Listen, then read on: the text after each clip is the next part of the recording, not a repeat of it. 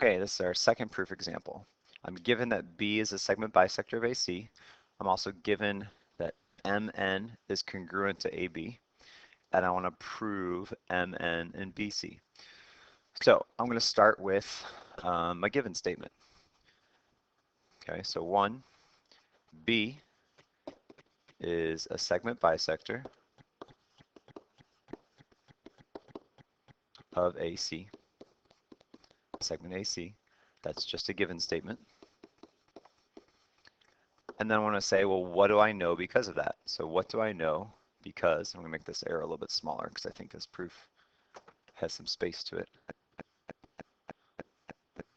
What do I know because I have a segment bisector?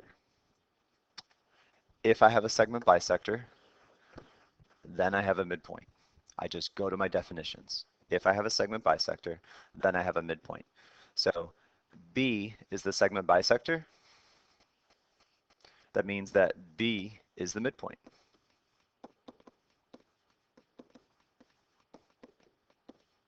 Of segment AC. That's my definition of segment bisector. Let's see. Yep, using segment bisector. That's my definition of segment bisector. Okay, I literally went through the definition. Now, what do I know if it's a midpoint? I go back to my definitions. If I have a midpoint, then I know that I have congruent segments. So I write that out. I know from the law of syllogism, I could put those all together, but this is kind of the same thing we did last unit with if I know something was small, but my conditional statement said if it's not large, so then I had to say not large before I could keep going. So if B is a midpoint, then it splits the segment AC into congruent parts. So that means that AB and BC would be congruent, so that's what I write down.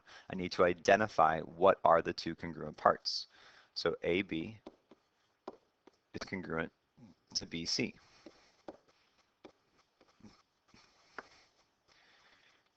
That's my definition of midpoint.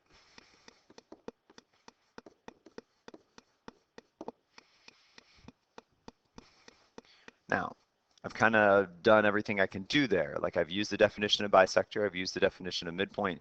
The only other thing we've even talked about is this thing called the transitive property. And I also have another given.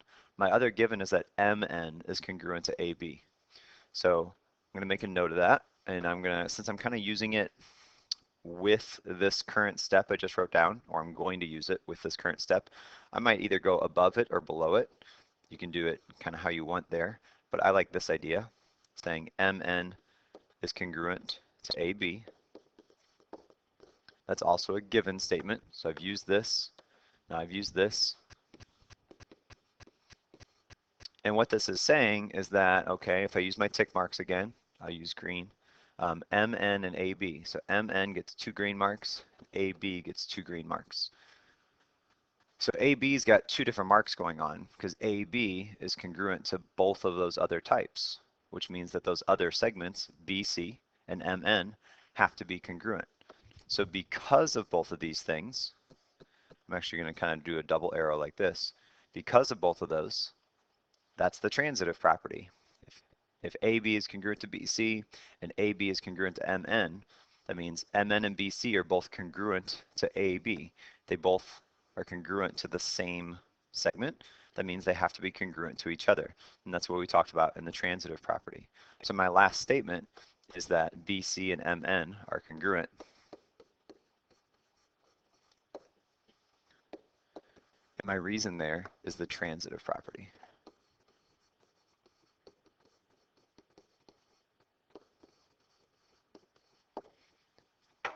And I've proven what I set out to prove.